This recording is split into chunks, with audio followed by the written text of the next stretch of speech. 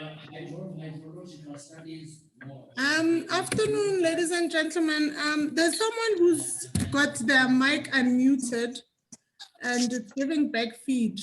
Can everyone just make sure they're okay, I see Poppy's unmuted. So I'm just kindly asking that everybody mute themselves because it is going to obviously interrupt the quality of the sound from the speaker. All right, we will then.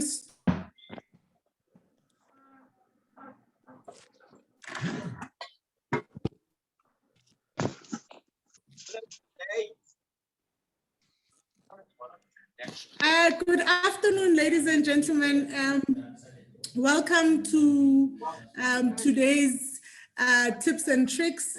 Basically, what this webinar is about is registered individuals that are going to share with us some of the winning tips and tricks for a successful application. So at this point, I see that we are a little bit late. I had just a little bit of a glitch with becoming the admin. So without much ado, I want to hand over to our keynote speaker, Mr. Jones. Jones, you can switch on your camera. Mr. Jones Moloisane.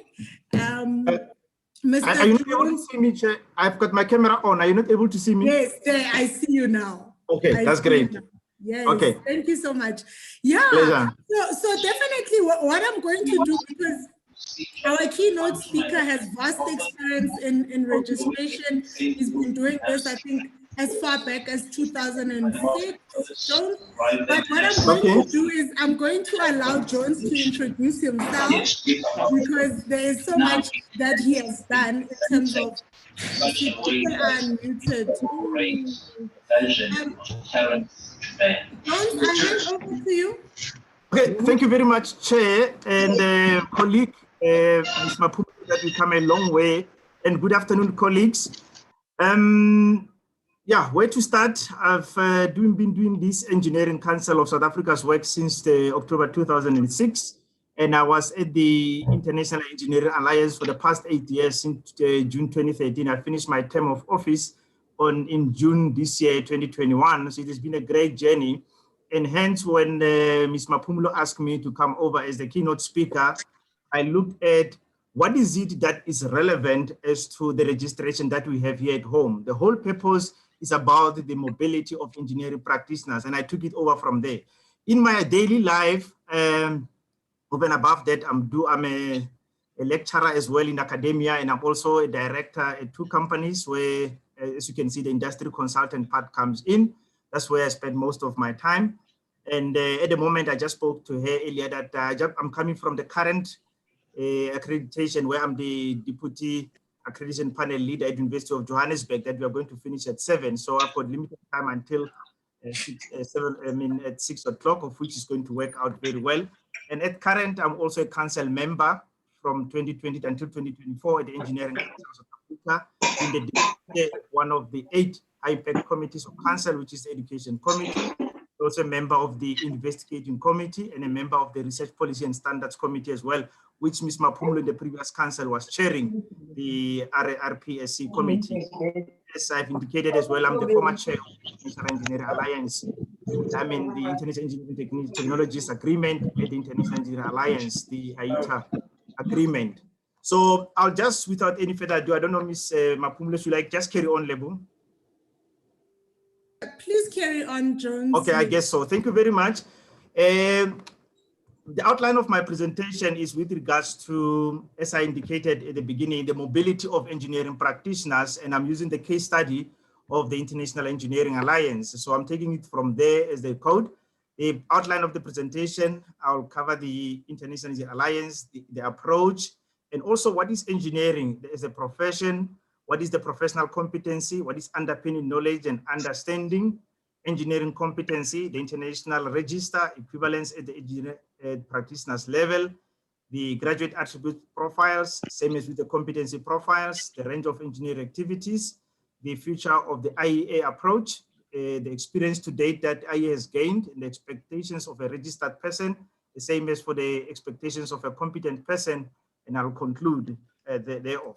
First, let's start as who's the International Engineering Alliance, or the IEA. As you can see, is the body that is committed to servicing the educational accords and competence agreements by promoting global standards for engineering education professional competence. Although today the focus is more on professional competence, but we cannot leave the engineering education part of it because it comes in it's a beginning or stage one that supports the last stage. The IEA is an umbrella of the 7 international multilateral agreements that I'll touch base on at the moment. The IEA comprises of 41 jurisdictions within 29 countries or regions across all these 7 international multilateral agreements. And these international agreements govern the recognition thereof of the engineering education qualifications and the professional competence. So first, we speak about this professional competence in terms of educational accords. What are they? We've got the Washington Accords for the engineers, Sydney Accord for the engineering technologist, the Dublin Accord for the engineering technician, and equally so on the mobility side, we've got 4 agreements, which is the International Professional Engineers Agreement. Of course, it will go with the Washington Accord, same as the Asia Pacific Economic Cooperation will go with the Washington Accord. The Asia Pacific Economic Cooperation is a carbon copy of IPEA, but it's only for the regions in the Asia Pacific, which is more government related. And then we've got the International Engineering Technologist Agreement, the one I was chairing for I was the chair for the 4 years and the deputy chair for the 4 years before then, since 2013 up to June this year. And then we also have the agreement for the International Engineering Technicians as well, that goes with Dublin Accord. So the IETA will go with the Sydney Accord. Now, simply what these are all about is about the benchmark of the international standards, because these countries come together and share the common knowledge that I'll show later in the presentation as to how to benchmark and what are the expected performance in terms of competence for practice. And also, again, looking at the quality standards of the graduate attributes and the exemplars and the competencies for professionals in terms of looking at the rules and procedures for assessing those organizations performing accreditation or registration. Like I indicated now, I'm in the middle of accreditation at the University of Johannesburg. So this is where this is coming from, because after every 6 years, the International Engineering Alliance then will come and check if South Africa is complying with what it is signed for internationally. And we can be proud as well and say we are the only country in Africa out of 54 countries that is the member of the International Engineering Alliance. So this also brought about the IEA's vision in terms of what are they looking at. It is more in terms of the continual advancement of that education quality in terms of engineering, enhancing mobility within the engineering profession globally. So let's keep in the back of our mind, it's more about that mobility so that you can move around in the world wherever you can go, so that this can be taken serious in terms of that you come from a benchmarked system. Again, IEA aims to improve quality, productivity, and mobility of engineering practitioners. And again, the IEA believes the world's most experienced alliance focusing on an engineering, educational, and professional standards. Again, then that brought again the mission in terms of, through its constituents, the IEA, we spoke about the accords, the educational accords, the 3 ones. They look at the standards, the best practices, the accreditation processes, and the mutual recognition thereof in terms of the accredited engineering programs. Then we've got the competence agreements as well for defining and recognizing professional competence thereof that supplements from education. Again, for example, the constituents of the IEA predominantly consist of national organizations, for example, Engineering Council of South Africa in South Africa, which is solely responsible for accreditation of engineering educational programs, and the national licensure where you get registered, and where the focus of today's webinar is all about in terms of this national licensure, because the bodies must make sure that the professional competence in their countries is safeguarded through that competence, professional competence. The IEA, on top of that, is the purpose in terms of increasing the benefits of authoritative engineering education and competence through the standards, promoting globally through their wider recognition and adoption. And you'll see the word competence comes now and then. Again, you can see the aim of the IEA is to promote mobility of engineering profession. You see, it starts first with the mobility, not necessarily with the education part, because that is a supplement. But the ultimate goal is that when people are registered, they should be able to move around the world and be able to function. So the registration that is done here at home must be meeting those international standards in terms of this mobility of engineering professionals. Again, the IEA has developed a 2-stage model for professional engineering education in terms of the education first, and then later the professional registration part of it. In terms of that, then it comes after it is a post-secondary school with a period of a certain time. Then once the graduate has graduated, then they go to the industry, they gain the engineering practice, then they come and register. And then for them, after that is lifelong in the system of engineering or licensure, as we normally refer to. But again, one of the things that come is that we really understand what the profession is all about. And I took this from Rick, since it was written in 1982, in terms of this is an occupational group which specializes in the performance of such highly developed skills for the meeting of complex human needs, that the right use of them is achieved only under the discipline of an ethic developed and enforced by peers and by mastery of a broader contextual knowledge of human being, society, the natural world, and historical trends. So I found this being the more appropriate definition in terms of the profession. And there's a reason why I'm bringing this up. Again, what is engineering that we normally talk about? This is an art supported by science, and thus professional competence that comes in now is not determined solely by education, but requires a period of postgraduate experiential training to develop competence and judgment. You see, the word competence comes twice in the same paragraph, to a professional level through processes of professional mentoring.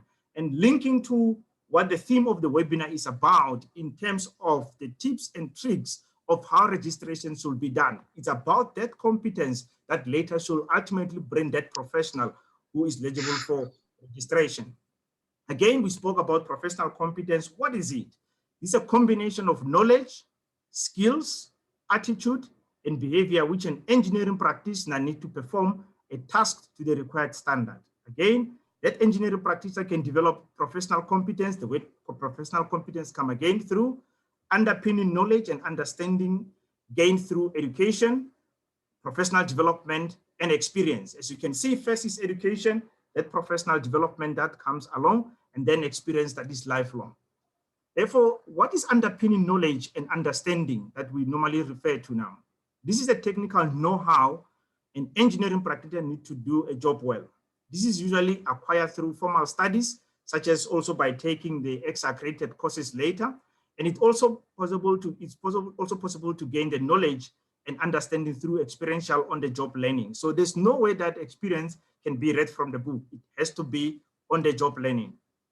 And we also refer to the engineering competencies. As I said, this is more about competency. When it gets to the International Engineering Alliance, the requirement thereof is the 7 years of competent experience, including 2 years of responsible experience. In terms of where at home is minimum 3 years and 1 year at the responsible engineering experience. Other countries like New Zealand, what they did, their professionals register immediately after 7 years, not necessarily after 3 years and 2 years. So they get both the international, to become on the international register and also to be at the national register at home. And again, this comes also again meeting those 13 outcomes. And I know you know about the 11 outcomes at EXA. I'll show now where they come from and why are they referred to as the 13 outcomes inside the International Engineering Alliance. As you can see here, once on the national register, coming from the member jurisdiction or signatory that operate the national section of the International Register, then you will be referred to as the International Professional Engineer with this postnomial INTPESA or INTET for the SA for the International Engineering Technologist, and INTETN SA for the International Engineering Technician. So you'll have both postnomials as a registered person in terms of that. And again, the authorized members will have full rights of participation in that agreement. And these come from, in terms of the equivalence at the practitioner's level, these 4 agreements cover the recognition of equivalence at practicing level, that is the individual, the people, not the qualifications in terms of registration, because the qualification will have been covered already at the accreditation level like we are doing at the University of Johannesburg now. But when you go to exercise about you as an individual in terms of having had gained that professional competence. The concept of this agreement is that a person recognized in one country as reaching the agreed international standard of competence should only be minimally assessed primarily for local knowledge prior to obtaining registration in another country that is party to the agreement. And that is the whole idea about the international register, to make that seamless. Now, I referred earlier to the graduate attributes that build up that education, that person to come up there. You'll see here, you might know this, and they're also our qualification standard, but this is coming from the IEA. We spoke about the Washington Accord earlier, the Sydney Accord and Dublin Accord. And as you can see, the range statements that they have in terms of complex, broadly defined, and well-defined. So the critical is about engineering knowledge, problem analysis, development of solutions, investigation, tool usage, engineering graduate and the world, the ethics, collaboration, teamwork, collaborative teamwork, communication, project management and finance, and lifelong learning. So these are the pillars that must be in education to enable us, and that's what differentiates us from other countries whereby we are the members of the International Engineering Alliance in terms of this recognition. Now, equally so, you'll see here, if you go to the IEA website, you'll find this explained better. You can see there I've underlined the complex, the broadly defined, and the well-defined in terms of how do they differ to make up that person that needs to be a graduate. As you can see here, it refers to professional engineer graduate, graduate, graduate. So this is still at the graduate level. But equally so, then where the focus of the webinar is about the professional competency profiles. Then take note, those of you who have done registration with EXA and align this to what EXA is doing. They are coming from here, but EXA combined them. But for example, if we look at number 1, comprehend and apply universal knowledge, comprehend and applied knowledge. In EXA's terms, they are all under outcome number 3. So they look 13 here because they are expanded, but EXA has combined them. Problem analysis, design and development of solutions. You know that this one is outcome number 2. Evaluation, protection of society, legal, regulatory, and cultural is also the outcome number 7 at EXA. The ethics, management of the engineering activities, communication and collaboration, continuing professional development and life learning, or IPD, judgment, which is outcome 9, and the responsibility for decision, which is outcome 10. So what happened, the countries came together, those 41 jurisdictions, and wrote this and said, all the members would be taken from here. How you mix them and how you synchronize them is up to the jurisdiction, but the core and essence thereof of the characteristic is in there. So this is the core of what the webinar is all about in terms of the competency profiles. You'll see there as well, if you go to the IEA website, they read more deeper into them. Now here it's no longer about the graduate, but it's now about that professional person who's registered now. That the expectations of a professional engineer, engineering technologist, and engineering technician will differ as per these profiles as they are indicated in terms of the level descriptors. There are also a range of activities that are expected in terms of the range of resources, for example, diverse resources. So an engineering practitioner who's registered of this quality now, or nowadays in the 21st century, as per the description, must have this in place. Level of interaction, resolution of significant problems arising from interactions between wide-ranging or conflicting technical engineering or other issues. We must be innovative in terms of being creative, in terms of using engineering principles and research-based knowledge in novel ways. The consequences to society and the environment, significant consequences in a range of contexts, characterized by the difficulty of prediction and mitigation, familiarity, and can extend beyond previous experiences by applying principles-based approaches. So if you check here, it is more, it has a little bit left the technical part of it, because that one, every practitioner or registered person has, but the softer part of it in terms of looking at the broader spectrum of how these engineering activities impact on society and the broader spectrum of its work itself are not covered. And now, in terms, when you look further in terms of registration, try to inculcate and bring this forth in those young people that are coming up for registration. So as you can see, these are the features of the IEA approach. It looks for the outcome focus of the qualification, and again, in terms of the registration, and not all elements are of all equal weighting, as we just saw. Now, some of them does not have the level descriptors. Some of them will say complex, some of them are blank in the presentation that I just shown on those slides. And it's because they are all weighted at the same. For example, communication and ethics cannot be weighted as broadly defined or be weighted differently. And much of the engineering by the engineering technologists, as you can see here, in technicians, self-discipline and the self-regulation by the peers, and some of the aspects that are being done as well in terms of the aspects of engineering as well play a very big role in there. Now, when this is being looked in terms of the engineering, International Engineering Alliance, countries differ. Some of them have moved already and they look at sustainability. For example, at home, we brought in an engineering attribute called engineering management. Many of them will be coming in today. The question is that, are the engineering practitioners of nowadays aligned to that in bringing that up? Experience to date, as you can see, is a differentiation between the classes of engineering practitioners and evaluation of the national system rather than the individuals. This is what the IEA is expecting. Evaluation of professional competence, which is more challenging. The mobility benefits universal but variable. The elemental outcomes-based approach can assist the program development. What the IEA does in terms of the mobility is expecting that is using what we call the substantial equivalence approach. It's not going to be the same, and I can attest to that the chair here, Ms. Mapumulo, studied in Malaysia when she did her base qualification. And then she can also tell a difference in terms of the international experience compared to here at home. It is not the same, but the core of the essence of that person that is being brought out of the qualification or the system has to be thinking along the same way, that engineering is engineering. Hence, we normally use the way that is substantial equivalence in terms of looking at the competence. Then these are the expectations of a registered professional, as you can see, for the professional engineer to develop solutions to engineering problems using new or existing technologies through innovation, creativity, and change, or they may have technical accountability for complex systems with significant level of risk. Now, look at the difference now to the professional engineering technologies. Maintain and manage applications of current and developing technology, and may undertake engineering design, development, manufacture, construction, and operation. Professional engineering technician, as you can see, apply proven techniques and procedures to solutions of practical engineering problems.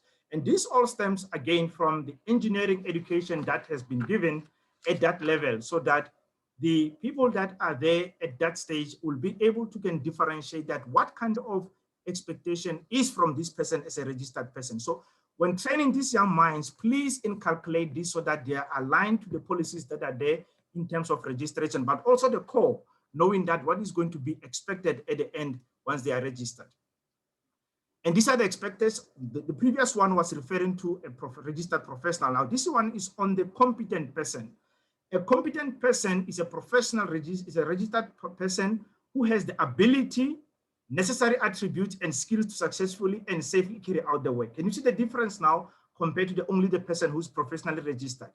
Education, knowledge, experience, and training are the main prerequisites that we cannot leave. And hence in our, when I say our, I mean Engineering Council of South Africa's Code of Conduct, section 3.1a, B refers directly to this, that you should are only able to carry out the work that you have done, that you can do, I mean, based on the education that you have done, the knowledge that you have, and the experience that you have gained through training as well.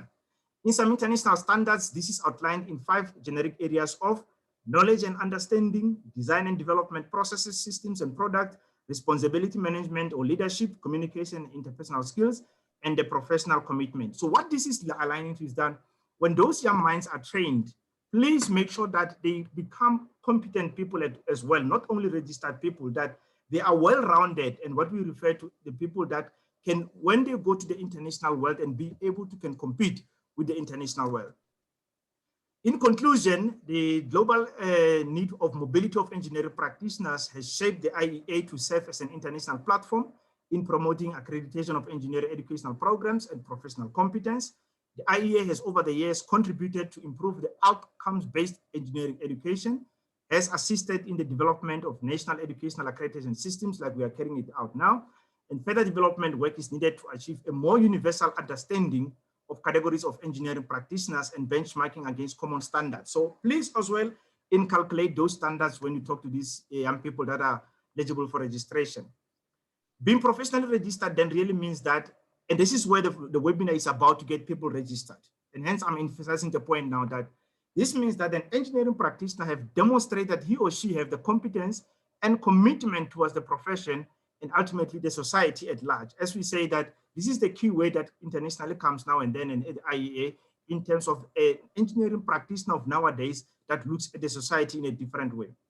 An engineering practitioner is considered fit and trustworthy to undertake their job or task, observing health, safety, ethics, sustainability, and preserving of the environment, while also committed to continually keeping his or knowledge and skills set up to date in a way that serves the purpose of our profession, reflecting the services, products, and solutions that are delivered.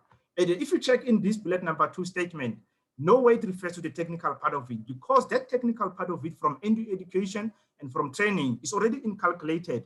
But the softer issues that makes up that person and what is being requested in nowadays is mostly omitted. So please, when you take further in the webinar, focus on this point as well, so that this person that is going to get registered is a well-rounded person. Professional registration demonstrates that an engineering practitioner has reached an internationally recognized standard of competence and acknowledges his or her commitment to maintaining that competence in future. Reason being that because South Africa is a member of the International Engineering Alliance and a full signatory to the 3 competence agreements, IPEA, IETA, and IED, by being on the national register, automatically people come on the international register, although they still have to register so that they can be recognized internationally. But the national register used again as an international register that the people are recognized at that level as well. So professional registration is a key milestone in an engineering practitioner's career. It is very, very important that people get registered, and I'm very proud that the movement that is being run by Ms. Mapumule here is making sure that our people and young people at most are being registered and assisted by own way and any other means that is there. That's why most of the time part of this program when she normally asks me to come on board and share the experiences and knowledges of where this is leading to, that it does not come from her as if she's selling herself in debt, that this is where it is ultimately leading to the international arena. And I have reached the end of the presentation in terms of my keynote address that is opening the doors for further discussions to you in moving forward with the webinar that unfortunately I'm not going to be part of because I've got other commitments that start now at 7 and we'll finish, start at 6, finish at 7. I've got another workshop at 7 and finish at 8 o'clock in the evening. So just been busy all day long. Ms. Mapumulo, back to you. Thank you so much, Jones. Yo, that was beautiful. I mean, in a space of about 20 minutes, you managed to impart knowledge on not just, extra requirements and just on the benefits of really, as South Africa, we are fortunate to be a member of the International Alliance. I think that was just amazing. It's a great pity that time doesn't permit for you to be here for the Q&A, because I know a lot of these. What you can do, Mr. Pumulo, have them in the chat, then I'll ask them to put them in the chat. This thing that comes now, it just caught me off guard that I have to attend to it. As you can see, I'm assisting there and there. So just put them in the chat, send them to me, I'll respond, and we'll take it from there. Okay, perfect. I will do so because I do believe we do have some members from SAIEE who obviously serve in this committee. So I'll probably ask them to assist me with that. I didn't see. Okay, so now I can't scroll because of time. But thank you so much, Jones. Pleasure. It's always an honor to have you come and bless our young candidates. And really the talk you've given them has really let them know that mobility is the core prize. So if you're moving from South Africa to Canada, to any member of the IEA, you're really moving with your degree, you're moving with your PR range. So really, it's a beautiful thing. And in Africa, we are really the only country who has this. So thank you so much, Jones. And I want to wish you the best of luck with the juicy that you're about to do. I think everyone just needs to know you're always plowing back into the profession, and that's beautiful. So ladies and gentlemen, I see in terms of time, I'm in trouble because our next speaker was actually supposed to speak at 5:45, but because our keynote really covered quite a broad spectrum of registration aspects, it sort of went over time. But at this point, I'd like to welcome onto the stage Andrew. Andrew, I'm not sure if you can hear me, Andrew. I'm hoping that Andrew is still with us. Andrew? Yes. Can you hear me? Yes. You are still here, Andrew? Yes, I am. There we go. I apologize for the time, Andrew, but yeah, as you could see, it was one of those That information was quite crucial for the audience. So now I'm going to hand over to you, and I'm also going to just explain to the candidates that are present today that you're also not going to be able to be here for the Q&A. So I think similar to Jones, we will just note the questions and then we can address them later. Yes, Over no to problem. you. Yes. Okay. Over Yes. Thank you, ladies and gentlemen, and everyone for your time and your attention. Just a bit about myself. So I studied at WITS. I graduated back in 2014, did my master's, and went and lived and studied in Sweden for a few months, then came back. I started working at ESCOM for a few years, and then after that, I went and started working at Siemens here in South Africa. And I've been at Siemens since August 2018. Since then, I've done a lot of cross-border projects, so projects both here in South Africa for ESCOM, Anglo, NAMPAC, and also internationally in Ghana and Ethiopia. And that's just a bit about my history. I did my professional registration last year. I submitted in June, July last year, and got professionally registered in November last year. Next slide, please.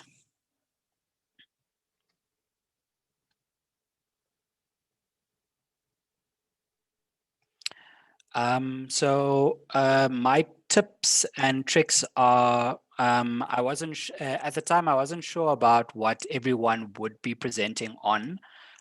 So I tried to keep my points as generic and useful to anyone who's either starting off at their registration process. So if you are a new graduate, or if you have been spending 10 to 15 years in the industry and you're looking at getting registered now.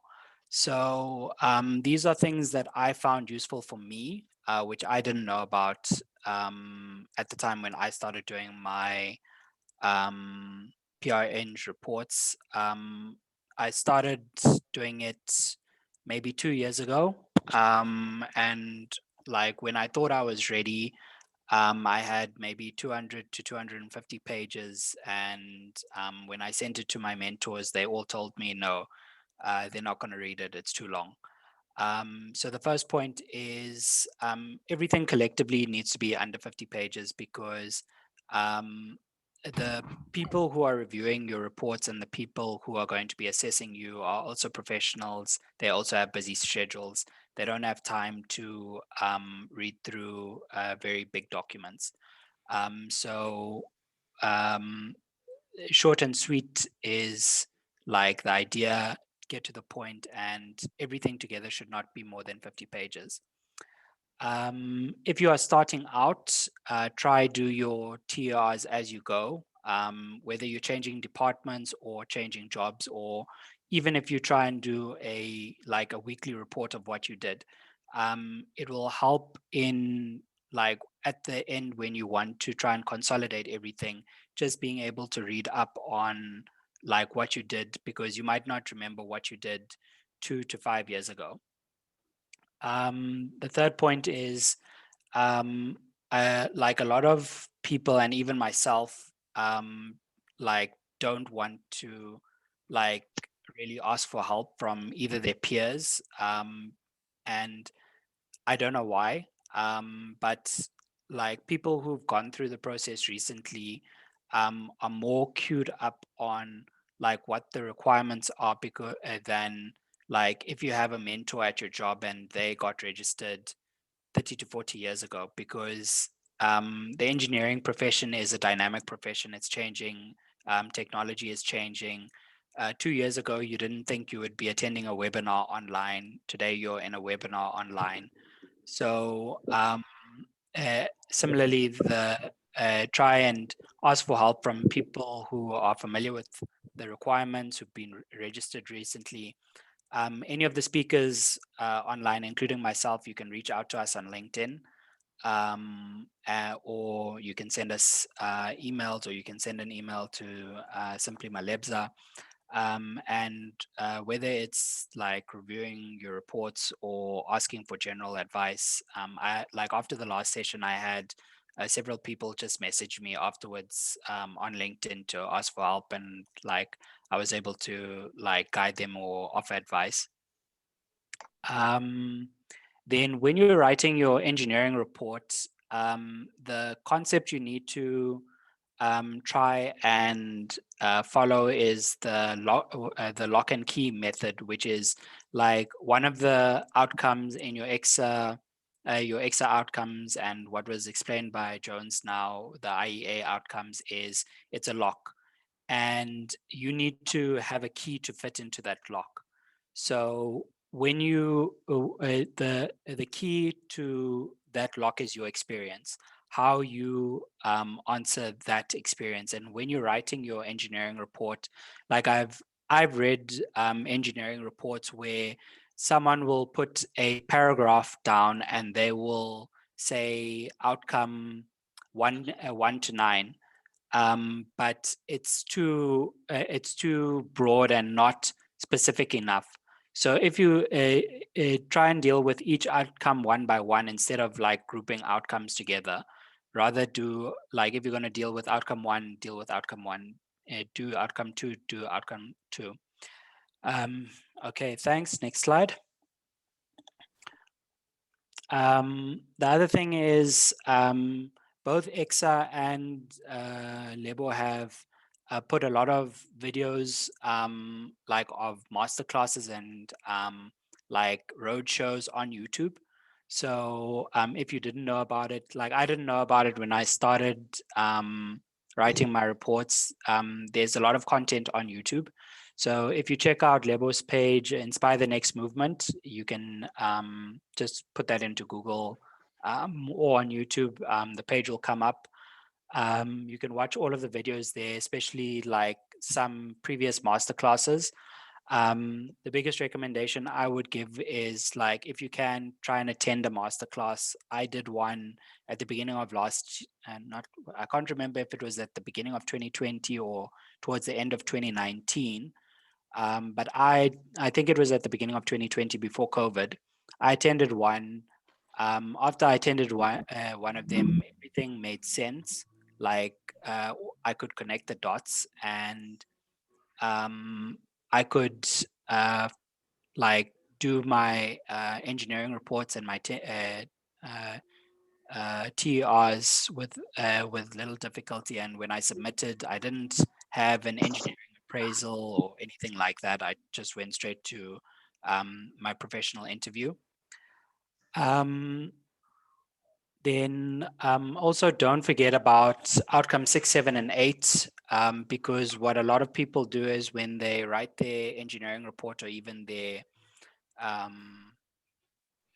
engineering report or their TERs, they focus more on the complex technical stuff, but they don't focus on 6, 7, and 8, which is like your social, your judgment, your ethics.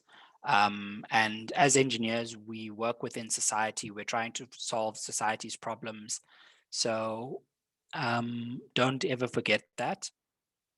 Then in my, when I was busy preparing for my professional interview, I like, it's not a requirement to talk about projects that you didn't cover in your engineering report. However, it is a good idea to have that stuff, and because like in the interview, if the assessors feel that you didn't satisfy outcomes 1, 2, and 3, which are your core things, then your core outcomes, then having 2 projects that wasn't covered and that you can talk about in detail helps with addressing outcomes 1, 2, and 3. And sometimes your assessors, like, they'll feel that, okay, you've met the requirements, but they want to like push you to your limits, push you to see what level of engineer are you? Are you you're not just an engineer, you're a great engineer. And having having additional content to discuss in your interview will help. And I guess my last point is like I took my time with doing my submission. Other people submitted and then they went for engineering appraisals, they failed, and then they had to go back and submit again. So like, don't rush your submission, like take your time, ask for help, like try and get as much information as possible. Because at the end of the, like, I don't know if you maybe work in a company that will sponsor your professional registration. If you don't, then like you have to pay for it yourself. If you were never registered as a professional candidate, then you probably have to pay double the so I had a 50% off because I was a candidate from when I graduated. So yeah, that in a nutshell covers most of my points. I don't think I've missed anything. And yeah, I think that's it. I unfortunately also won't be able to stay for the Q&A. I tutor grade 11s and 12s in maths and science. So I actually moved that session to start at 12:30. So I'm here for the next 15-20 minutes and then I'm gone. But any questions and answers, I'll if they send to me, then I'll also answer those. And if you want to reach out to me, you can reach out to me on LinkedIn. Yeah. Thank you so much, Andrew.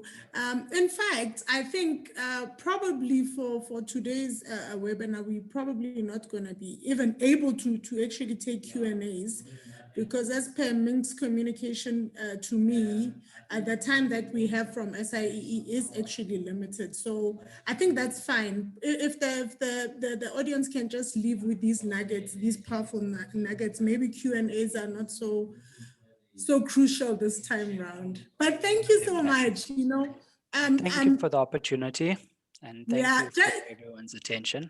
Yeah. So I wanted to just say to the audience that I think the beautiful thing about all the speakers that are present today, probably besides myself and Jones, is the fact that you guys got registered in the new registration system, right? So when you guys become mentors in industry, you are actually well versed with the new registration system. So I think I wanted them to just pay attention to that issue, that, you know, you guys just got registered in less than a year or two ago. So really you are well versed with what needs to be happening. And then obviously, like, you've given everyone permission to maybe drop you an email if they do need advice. So maybe what I can ask from you, Andrew, is before you leave, maybe drop your email address on the chat, if you don't mind. Yeah, I think that would help a lot.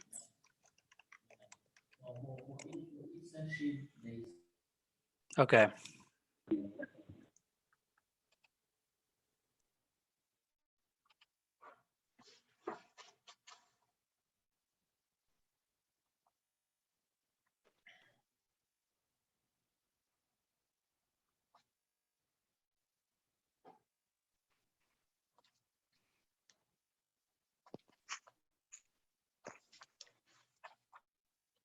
Yeah.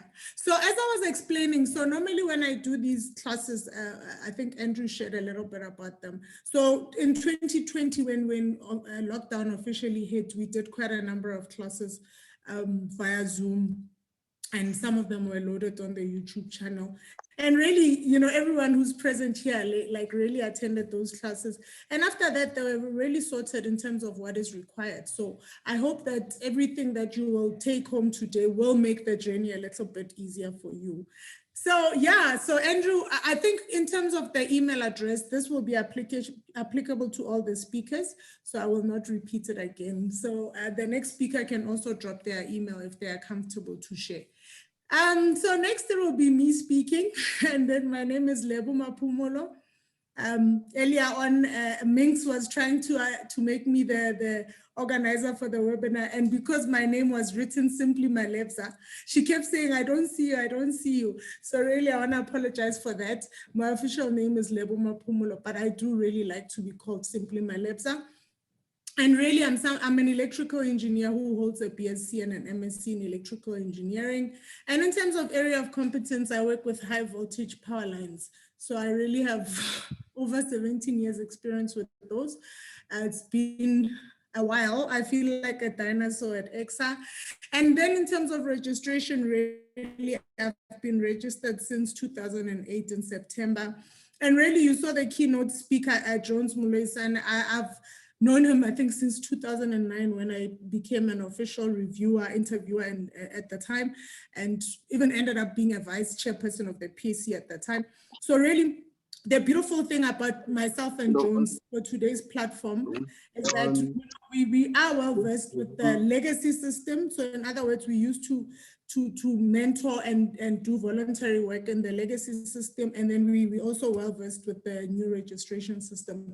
So really the reason why I'm touching on this is because some of you might find that your mentors in industry, just like me, got registered during the legacy system. And it is very important that you go to the EXA website, download the document that guides the mentor so that they know how the new registration system works. Really, it's no longer the same as the legacy system, you know.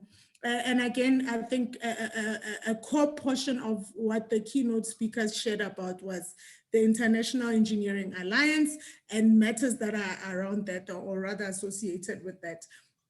So then I'm going to also just share some tips. And really my tips are more for helping those who have, so you'll see a lot of the people that have attended my free webinars, you know, have really submitted, and most of them are going into the professional review, which is really the interview. So for me, I wanted to really start with that because a lot of people send me WhatsApps and ask, Lebo, how do we go about doing this? So really for me, I thought probably talking about the do's that should be done when you go for that interview. So they call it a professional review. I think what everybody needs to know is that there is a 15 minutes that is allocated for the candidates to present to the reviewers. So really when you come to the interview, there should be 3 reviewers in the room that will be interviewing you. And really what happens with this presentation is you are supposed to cover all the 11 outcomes. Ladies and gentlemen, you cover all the 11 outcomes. What a lot of candidates do is they sometimes forget to cover outcome 11, because that one is the one that talks about the initial professional development, and really it's training and your experience.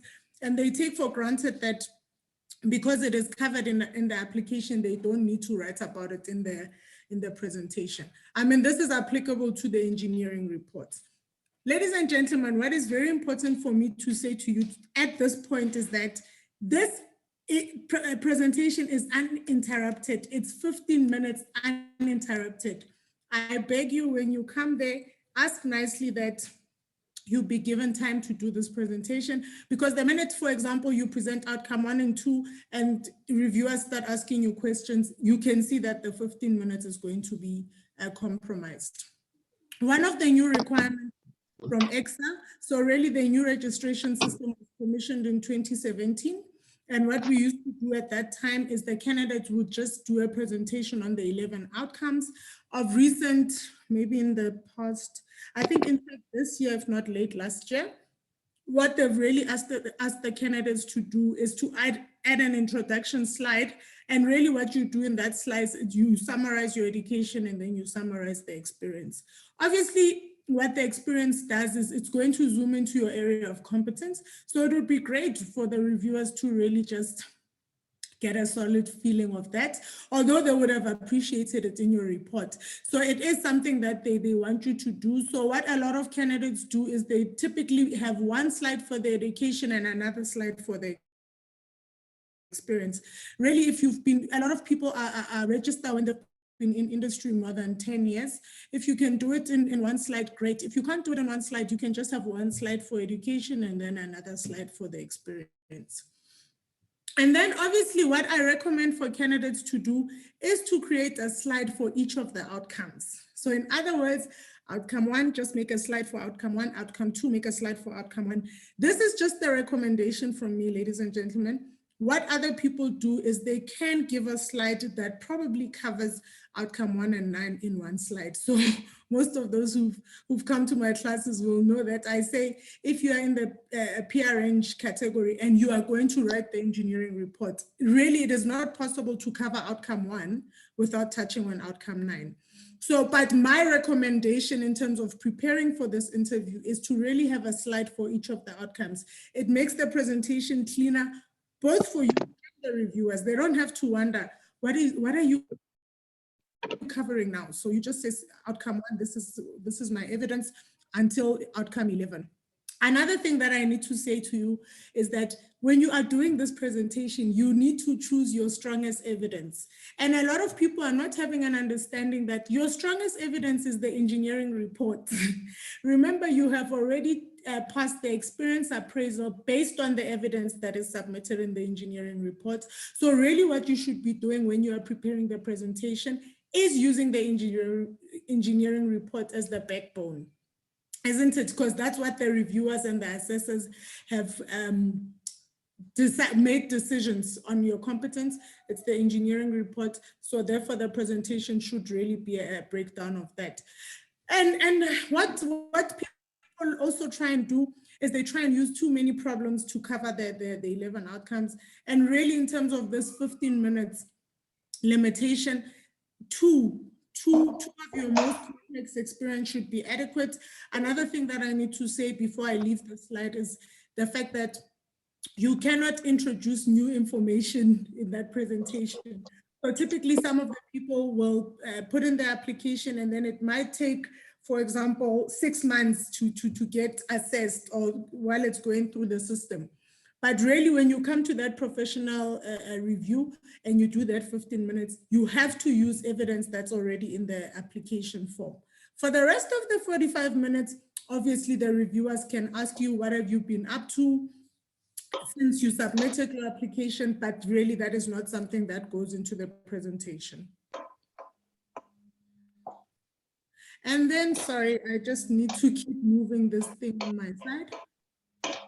So really, when we talk about things that we shouldn't be doing in that people go about choosing random examples, don't do it. So for example, for outcome 1, somebody might have used 5 problems to just cover outcome 1. Don't do that. You just go for your most complex one. And a crucial thing that I was supposed to actually say is that you choose your most complex experience where you are the responsible person. Remember, for the core outcomes, the level of responsibility needs to be level E. So here my guide is that don't choose random examples. Really treat this thing as a CV. Say to yourself, if this was probably an interview for me to get a job, what is the strongest evidence that I have against each of the outcomes? That's the way you should be approaching this thing. So you really don't need more than 2 examples, I mean, in terms of evidence. Anyways, even if you want to do 2, time is not going to allow you to do 2. So my thing is take the most complex, the one that makes you look like a super competent person. Another thing that people like to do, and this really becomes a problem, especially if you probably at some point said to someone, you are registered, can I see your report? I just want to take a guide and see how these things are done, is, you know, sometimes people see beautiful things there and they say, yo, this paragraph sounds so nice. So I want to say to you guys, do not write about things you are not sure about. Remember, when you go for the interview, what EXA does is they are going to try and get an assessor and a reviewer who is as closely matched to your area of competence. So they have the right to probably ask you about some formula, some procedure. So really what you should be doing at this interview is speaking about things that you are 100% sure about. Anyways, the interview is about probing your engineering judgment. It's not about a theory, because really when you have the degree or the qualification, that's what it proves, that you can do calculations. That's why you've got that BSc or that BTech or that diploma. Really the interview is about application of sound engineering judgment. Another thing that is quite a problem, and really this is just human nature, I want all of you to somebody is unmuted. Pumzile. I just want to urge all of you, this thing called stage fright is really, it's human nature. Anything that you really care about, anything you are really passionate about, when you go and present it, obviously stage fright is going to happen. But what I want to urge you guys to do is that try as far as possible to not panic. And you will see when you get to that interview, this thing is, we actually call it an interview, but it's a peer review. You are sitting there with your peers, and really they are just over there trying to ensure that you are somebody who applies judgment, because at the end of the day, it's about safe solutions. So really what happens is, if you do allow yourself to panic, sure, who is going to let those reviewers know that you are competent? I want you guys to just say to yourself, these people in the room are here to just be comfortable that really I apply sound engineering judgment when I provide my solutions. Only you can communicate that. If it means you must go for coaching sessions, confidence coaching, and anything to this effect, please do it. Do not allow the panic or stage fright be something that takes you, that takes this peer range away from you, because people do fail for not demonstrating competence. So you can write it on paper, your report is written well, it is beautiful and all of those things, but when you get to the interview, you have to demonstrate competence, ladies and gentlemen. Another thing that I see people doing, and normally they only report after they've gone to the interview and probably they've been declined, because another thing I needed to say, when you get to that interview, there are only two options. It's either you are registered or you are not registered. So it's either you are registered or you are declined. So unlike the legacy system where people used to come for an interview and then post the interview, if there was something lacking, we could write to you and say, please submit the following. In the new registration system, when you go to the interview, it's either you pass or fail, ladies and gentlemen. Please pay attention to that. So what a lot of candidates do is they take chances. This thing is 15 minutes long. They don't prepare their presentation on time. They don't practice their presentation. You have to do a dry run. You have to ensure, you have to satisfy yourself that this thing is at least, I would recommend when you do a dry run, it's about 14 minutes, because naturally when you are at the interview, some nerves might kick in and then it might just eat into a minute or so. So you need to really, really do a dry run. And a lot of people don't do it. I don't know why they take it for granted that this is the difference between you probably being an engineer and you being a senior engineer. So I urge you guys to really practice this thing and make sure that it is accordingly. Another thing that a lot of people are doing is, you know, these days, because of COVID, everything is done online. So the minute EXA calls you for the interview during this prevailing time of COVID, it's going to be online. You need to make sure that you've got quality network. The minute you have poor connection, you find this thing kicking you out, now you have to log back in, it's going to eat away at your confidence, and it's going to obviously probably even irritate the reviewers. So I always say to candidates, really, if it means your Wi-Fi is poor, try and buy some data. I don't know, just try and have a connection that is going to work. If you don't have it, it will affect you, you know, it will knock down your confidence. And then here, I just wanted to share something that sort of can become a problem when you go for that interview. And really it boils down to some of the candidates probably applying for their PRN without reading the associated documentation. It's very important that you read these documents, because if you don't read them, you don't know how to protect yourself. So one of the ones I will start with is the Code of Conduct. The Code of Conduct really says you will operate only within your area of competence, isn't it? That is really what we abide by when we get registered as professionals. We're really saying to EXA, we're saying to our employer, we're saying to the country, I comply to the Code of Conduct. I will only practice, I will only offer solutions in something that I am competent to do. So really, when you go to an interview, it can happen that, let me make myself as an example. I work with power lines. My area of competence is designing power lines. If I do come to that interview and probably the closely matched reviewer that they found, for example, maybe works with substation, I cannot be exposed to that. I can't get to the interview and have the reviewer asking me about substation. So really you need to know how to protect yourself. If somebody asks you about problems or whatever that is outside of your area of competence, you really utter a statement as simple as that. This is outside of my area of competence, and according to the code of conduct, I cannot practice outside that area. Also, another thing that can really happen is, which really shouldn't be happening. Remember, now we spoke about assessors, reviewers, and all of that. Really what is happening with these assessors and reviewers is that they are divided according to the category. So really engineers, which is PR range, is people that solve complex problems. Technologists is people that solve broadly defined problems, and technicians solve clearly defined problems. So it can really happen. Why? Simply because when you do apply for work, it's about opportunity. So you sometimes find technicians that probably, exercise or discharge duties that are aligned to complexity. Obviously that is great for a technician. Vice versa, if an engineer is concerned with clearly defined problems, obviously it is bad for them. But my point here is, if you're a technician and according to the registration requirements, you are supposed to be solving, sorry, Ayanda. If you are supposed to be solving clearly defined problems and you go to that, can I ask whoever is unmuted to mute themselves?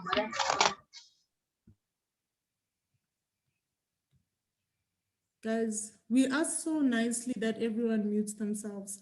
So my point was going to be, even if, let's say, for example, you are a technician and in industry, you do solve broadly defined or complex problems. Obviously, in terms of your category, you have exceeded the expectations of your category, right? But when you go to the interview, really, you shouldn't be asked about complexity of problems when you're supposed to be clearly defined problems. So that's just something that really can be the difference between you passing an interview or failing an interview, and really you would not even know until you have read the standard and the discipline-specific guidelines and all of that, that really gives a clear explanation of what engineers, technologists, and technicians do. Really, you saw when the keynote presented, he covered a little bit on that. So I'm just saying, we've had cases where maybe a technician got into the interview and the reviewers asked about complexity when they forgot that the category is really clearly defined problems. So these are just things that you should be using to protect yourself. Firstly is area of competence, and I think a lot of professionals need to understand that when you register, by the time you say you want to be professional, you need to have a clearly defined area of competence. So when you go to that interview, even if you are civil, as an example, you are either civil roads or you are civil water. If you are somebody who has been working for 15 years, 10 years, you might have multiple areas of competence. There's nothing wrong with that. Remember, when we spoke about evidence, it is good for you to choose the one that shows you off the best. Yeah, so from my side, that will be all, ladies and gentlemen. I'm now going to ask Yanko to turn on her speaker. So our next speaker is Yanko Panda. Yanko? Hey, Simply My Lips, thank you. Can everyone hear me? I'm not sure why I don't see your, because when you switch on the camera, maybe I'm on the next. Maybe I'm on the next tab of viewers. Okay, good evening, everyone. Thank you very much for the opportunity to present to you guys, and thank you very much for making time to actually join us. It shows, and I mean, we're seeing the room is very full. It shows that you ladies and gentlemen are vested in, putting your best foot forward and making sure that you fix whatever areas, or you give yourself that boost just so that you are ready for when you are called for the interview as you're busy prepping for your submission. So by way of background, my name is Yanko Panda. I am a civil engineering graduate from WITS. I graduated in 2011. Currently, I'm pursuing a Master of Engineering, specializing in transport studies from the University of Cape Town. I have a little over 9 years professional experience that has been gained in the private sector. And my area of specialization is traffic engineering and transportation planning. I am currently the National Chairperson for Consulting Engineers South Africa, Young Professionals Forum, which is one of the voluntary associations recognized by the Engineering Council of South Africa. And as indicated by Usimple Malebza, I'm also one of those who went through the process this year. And as indicated by her, because of COVID, I actually had to do my interview via, yeah, like this basically. So I've been registered since March 2021. Next slide, please.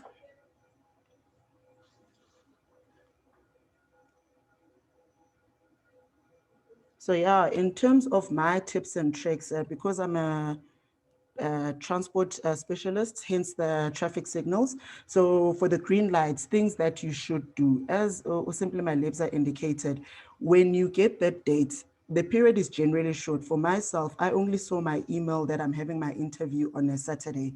It came through on a Friday. So I basically had the Sunday, which didn't work because I was in a bit of a tiff. So I only had 2.5 days basically to prepare for my interview.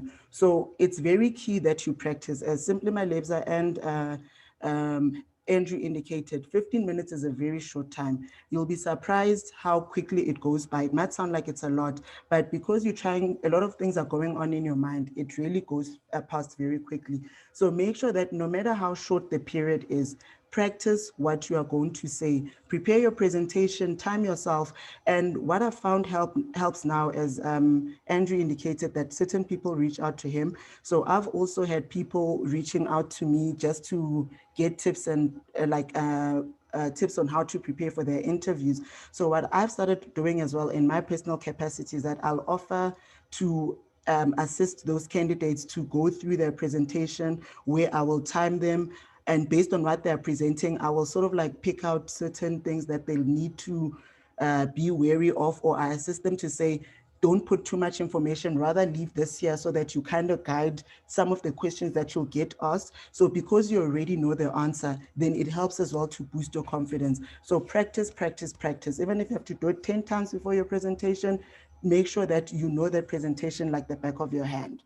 When preparing for that presentation, any voluntary industry work you do is very key, because from that as well, you could be covering some of the 11 outcomes. So using myself as an example, through my voluntary work with CISA and recently with the SAIEE, which is our voluntary association, the South African Institution of Civil Engineering, I got to mentor certain individuals. So I could put that in. I've been a treasurer, I've been a secretary, I was a VC, so now I'm currently the chairperson. So from that, I could also show that I'm currently undertaking certain management work. And I also showed that I'm able to interact with various industry professionals, both senior and junior, because by being involved in such voluntary associations, you also get to interact with members of boards or, CEOs. So it also ends up working in your advantage, because you also, like, you participate in such events. This is also practicing your public speaking, which will come in handy when you have to go through, for your interview. My third point is understand your construction regulations.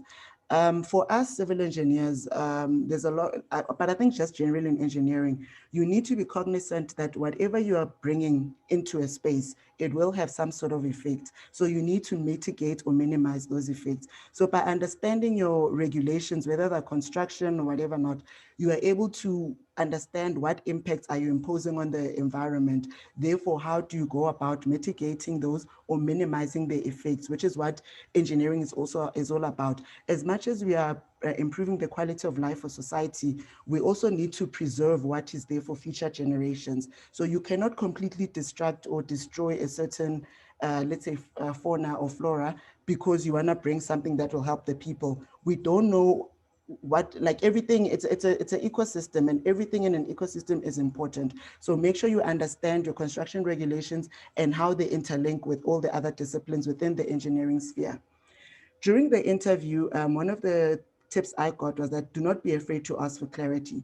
So if they ask you something and you're not 100% sure, or to help you think of a suitable response, you can simply ask. I know with Simply My Lebza, when we did one of the professional registration sessions with the Inspire the Next movement, which Hank spoke up, Andrew spoke about earlier, she had indicated that sometimes you can say, so just to make sure I understand you correctly, what you are asking is, so by doing that, you're making sure that number one, you understand what the reviewer is asking you, and number two, you are thinking of a proper response to that. And what this also helps with is that I spoke to another colleague of mine about her registration process.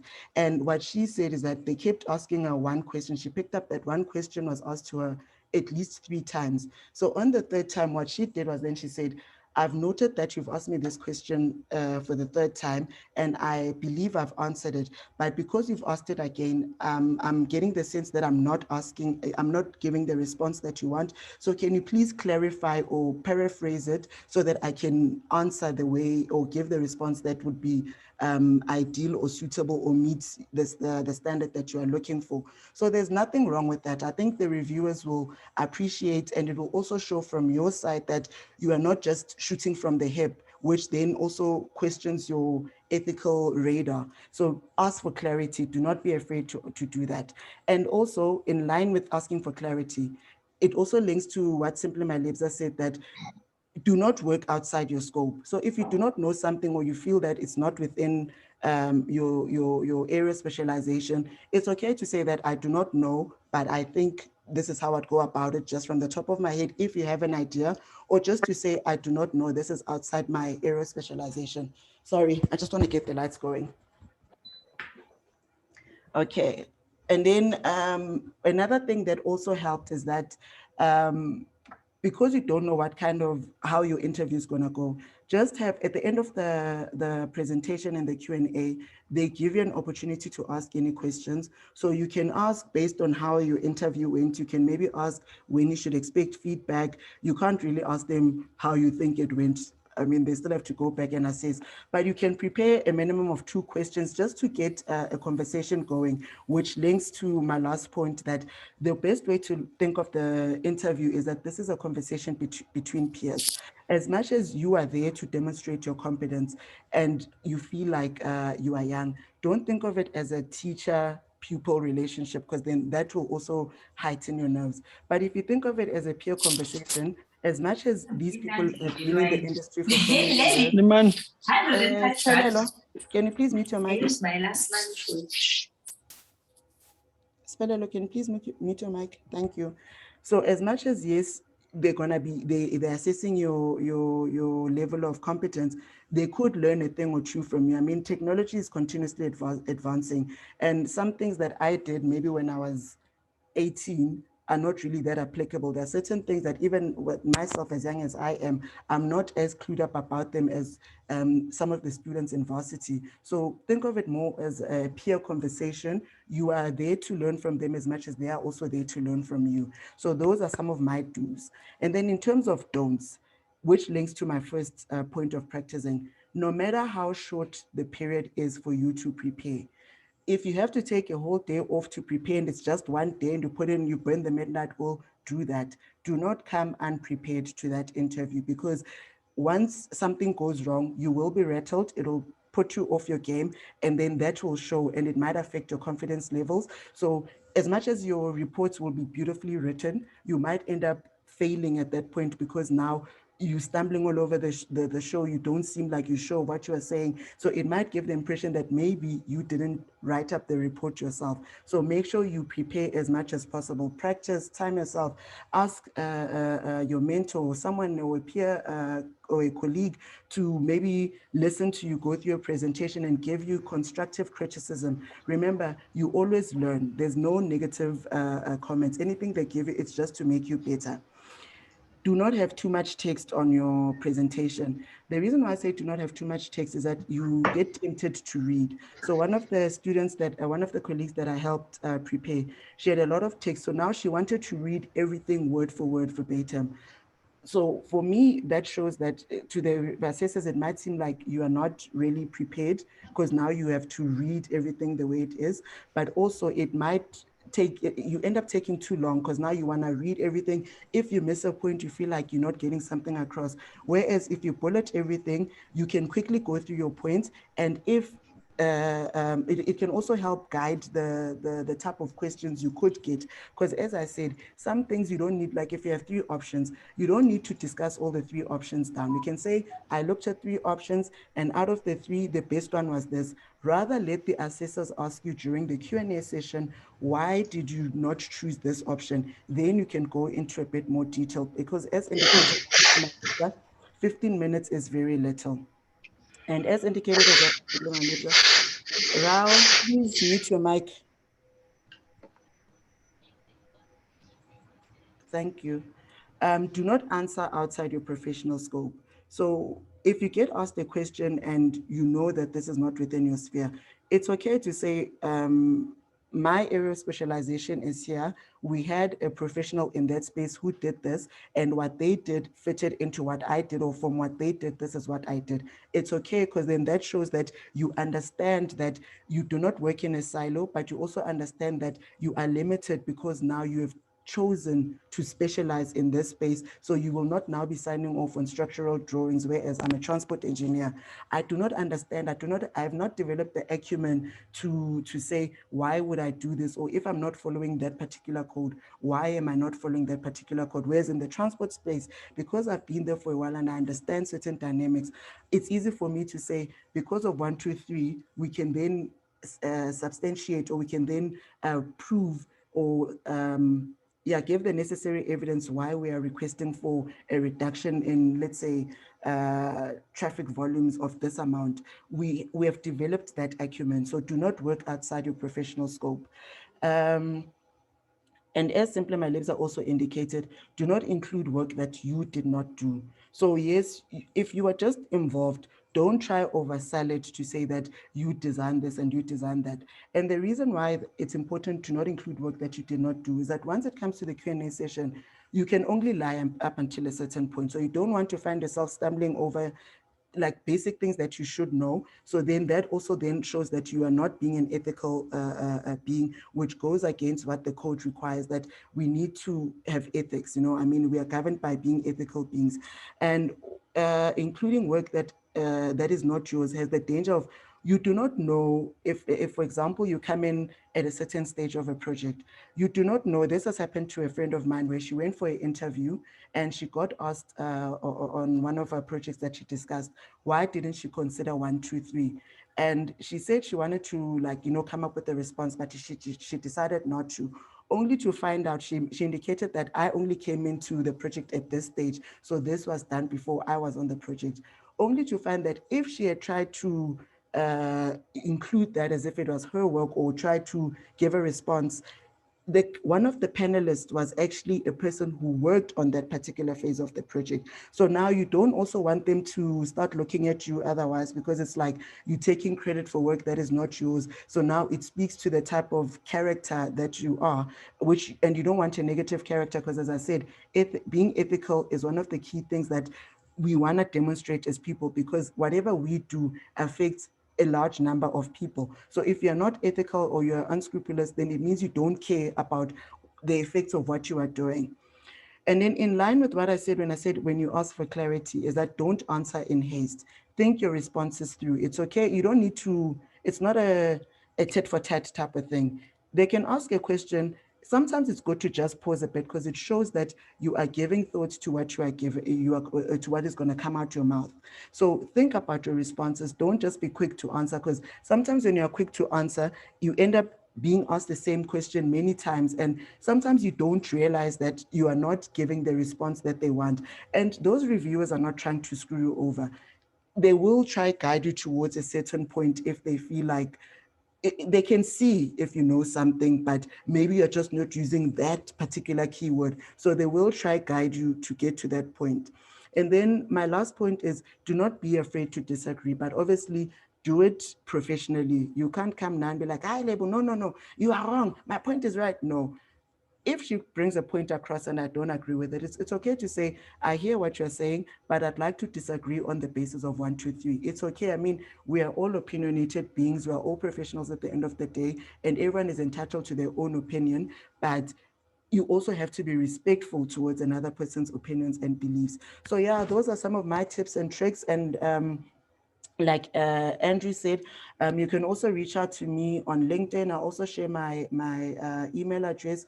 I'm available. As I indicated, I've been helping some candidates also prepare for their interviews. And I mean, it's just to help build your confidence. Even on the morning of the interview, listen to motivational music or messages, whether it be hip hop or gospel, which is what I did. I listened to a bit of hip hop that day, you know, those positive words to say, yeah, I came to win. I know I'm the one, you know, those type of songs. So do anything that will help calm your nerves, and try not to surround yourself with a lot of negative energy. If you feel like people are gonna stress you out by asking, it's okay not to tell the whole office that you're going for your PR review. Just tell a few people so that they wish you luck, and you know that it's people who are in your corner. So yeah, I mean, just do it. At the end of the day, just do it. We are all here to help. And as Andrew also said, don't be afraid to ask for help. Even if it's random people, it's okay. We're all here to help each other at the end of the day, to give each other a hand up.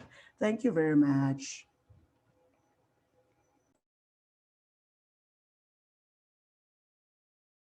So much, Yanko. So, ladies and gentlemen, I forgot to. I just became aware of a minor constraint. So I see a lot of people are trying to log into the webinar, and unfortunately, the license only allows 100 people to get in. I really apologize for that. I know previously when we did the webinar, we were able to admit 500. Unfortunately, this time around, it only takes 100. I think another thing that I probably forgot to say, as per the poster, you saw that this event is really co-hosted along by myself with SAIEE. My committee members are also present here. So you will see that the slides, so because probably somebody is thinking why at the corner there's labels pictures there.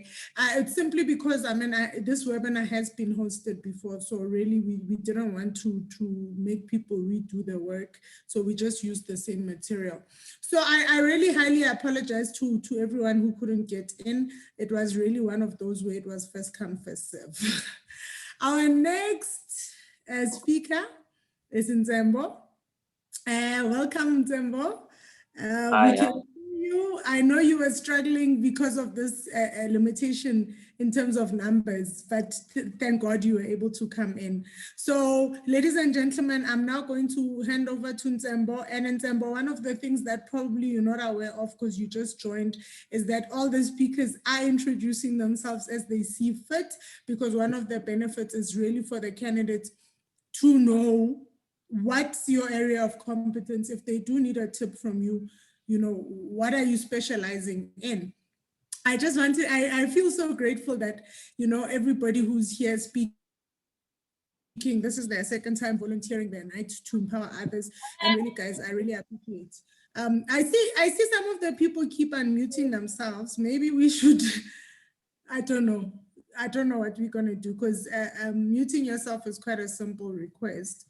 And there are people struggling to come in. So maybe at some point, if the same people keep unmuting, we're gonna have to, I don't know. Anyways, Nzembo, I hand over to you, sir. All right, thanks for the time, and good evening, everyone, and welcome. My name is Ntembo Ndlozi, and I hold a BSc degree in civil engineering from the University of KwaZulu-Natal. I completed in 2014. I have 7 years of industry experience in structures, water and wastewater design. I currently work as a civil structural engineer at the Department of Public Works in Limpopo, and I'm currently doing my master's in structures at the University of Johannesburg. I've been registered as a professional engineer with the council since November 2020. I'd love to apologize in advance in case I get cut off. I'm in the Bundus because of work, so the network is not as good where I am, so sometimes it cuts me. And then I'd love to start my my presentation. The way I divided it is I divided it into 2 slides, with the first part focusing on when you get the email from EXA, which says that you've gone past your experience appraisal, and now you're going to the next step, which is a professional review. And then the next slides will focus on what to do during the interview. So now what I'd love to advise you first is, as soon as you get that email, actually, even before you get it, please read and understand the EXA guidelines for the format of the review, not the interview, of the review and the presentation, or ask recently registered engineers. The reason for this is so that you don't find yourself deviating, and it's better to get advice from people who have done something before. I think it's good to prepare as soon as, let's say you apply now, which is in July. I also applied in July last year, and I was reviewed in November, beginning of November. So it took about 4 months. So as soon as you send through your application, and then they tell you that it has gone through the first stages, and now it's going for experience appraisal, I think you should start going through the guidelines and prepare, because they might give you a week to prepare, or 2 weeks if you are lucky. The next step is consult your mentor. If you do not have one, please get yourself one. I was on the unfortunate side that I didn't have a mentor when I applied the first time, because I went for my review last year in April, and because I didn't know how to respond to some of the questions. For example, it's your experience and they expect you to answer in first person. And I found myself sometimes using the word we, since we work in teams in a project, but then it's focus on what your experience is on. And I was declined. And that's when I met Simply Malebza. And she actually assisted me a lot in preparing for the review and getting where I am. And then when you've prepared your slides, please do a dry run with someone who's already registered. They know what questions or what are the type of questions that you are likely to be asked at the review. And they will also help in terms of timing you and editing your slides at the end of that dry run. Revise your report and any relevant documents, because for some people, unfortunately, they might forget some of the things because we are busy people, or sometimes you find that it took 8 months for you to get the date of the review. So by the time you get that date, some of the things you may have forgotten. And also, you might find that during the review, they ask things that are in your TERs and not in your engineering report. So do review that. And please go through the code of conduct before the review, because there will be questions that they won't ask you to list what the code of conduct says, but they will ask for questions that are related. For example, even the previous speaker indicated that they might ask you about work that you can do and cannot do. If, let's say, you specialize in structures, they might ask you about, say, sewer design. And if you respond to that you are going to do it, while you're only supposed to do work which is within your competence, that might be a trick question that might set you off. Please go through your contracts, your GCCs, NECs, and JBCCs and FIDIC. And remember the timelines and refer to it when answering questions. For example, they might ask you about how a claim is done and all that. And then let's say there are timelines that are stated in the GCC, for example, that, okay, if an event arises, the contractor or whoever is going to claim will issue you with an intent within a certain number of days from the day when the event occurred. And then after that, they will do the claim, and then they submit it to you, and you have a certain number of days to review the claim and award or adjudicate and give the submission back to the contractor. So those are some of the ways you can answer your questions relating to contracts. They might ask you how you dealt with conflict resolution, which you have to specify, or rather not know the actual clause, but also know that it's found in the contract document. We don't need to know that clause 10.1 of say JBCC said this. We are not project managers, but we are engineers. And then also prepare the 15-minute PowerPoint presentation, and also practice it on your own and see if you are within the 15 minutes. As Simply Malebza has stated, it would be good to say maybe present for about 14 minutes, because now during the presentation, you might find yourself adding a minute. Some reviewers are lenient. They might give you an extra minute or two to wrap up. And then during your presentation, don't get too worried when you find yourself taking a long time when presenting the first 3 outcomes, because those are the core engineering outcomes. So you might find yourself taking longer when presenting them. Do not panic. The last 8 outcomes will probably be quicker. Can we move on to the next slide, please? Okay. Now, on the day of the review, please relax. It's a peer review session, as Yanko also stated. It's not an interview. So the people that are there, they are there to review what you have done and what you've written in your report. And you know your report better, you know your work better. And they actually do not know what you actually did, but they only know what you've written in your report. And they can only question you based on what you've written or how you respond to the questions that they ask you. The follow-ups may depend on that. Where possible, please refer to your report when answering the questions. That, okay, as stated in my engineering report or in TER, I've done contracts in my maybe 3rd year of working, and this is how I did them. You can also ask for clarity if you do not understand the question, because number one, English is not, for some of us, English is not the first language. So you might not hear something or might not understand something, or they may ask it in a way that you do not understand while you know how to respond to it. So do ask for clarity. There's someone who's, okay. So do ask for clarity, and it also gives you a chance to think sometimes if you don't want to take time thinking. So while they explaining the question or clarifying, it also gives you a chance to think. So it's also a tactic for you to get more time to think. And don't be scared to state if something is not in your line of work, because next thing they're asking you about transport and you are a water engineer. And if you start answering that, the first thing you're showing is you are not going according to the code of conduct, or you do not follow the code of conduct. You are answering for things that are not in your line of work. And it could be a trick code of conduct question. As I stated, that they won't ask you, what does the code of conduct say? They will ask you questions that are related to it.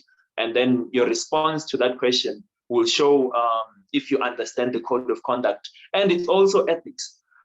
Please do not argue with the reviewers, even where you see that they are wrong. Accept their criticism or advice and remain focused on the review.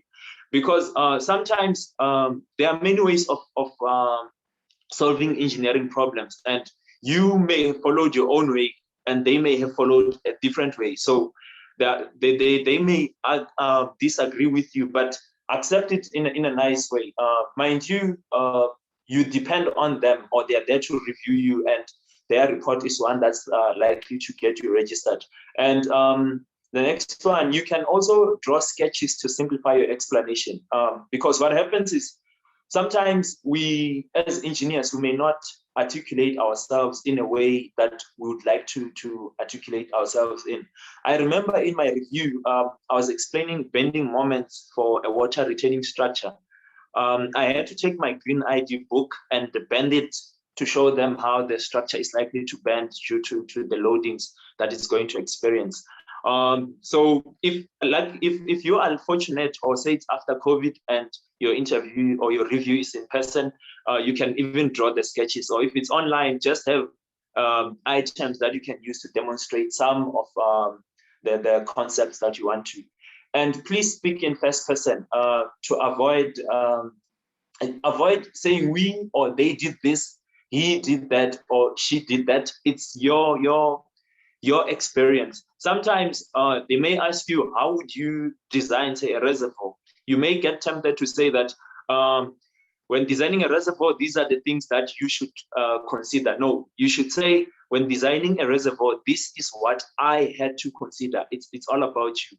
And also, be ready to explain what you are currently busy with. They ask this question to most of the people that I've spoken to, and they've also asked me, they want to know if there's continuous growth happening in engineering, or you may have shifted to another industry. There's nothing wrong with that. We all have different career paths, but at the end, you still wanted to be registered as a professional engineer and practice. So you don't have to be, some can be unemployed, say due to COVID. You can still say that at the moment, I do not have a job because of COVID. So it's not a trick question that is for scoring or whatnot. They just want to know what you're currently busy with. And then I think that's the end of my presentation. But then you can also reach me on LinkedIn. Some people are on Facebook.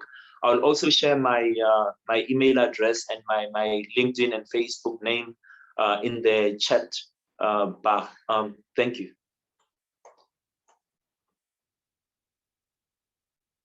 Oh, I'm muted. Thank you so much, Ntembo. Yeah, I think probably at this point, you know, there are a lot of people that don't know that at some point you were so kind enough to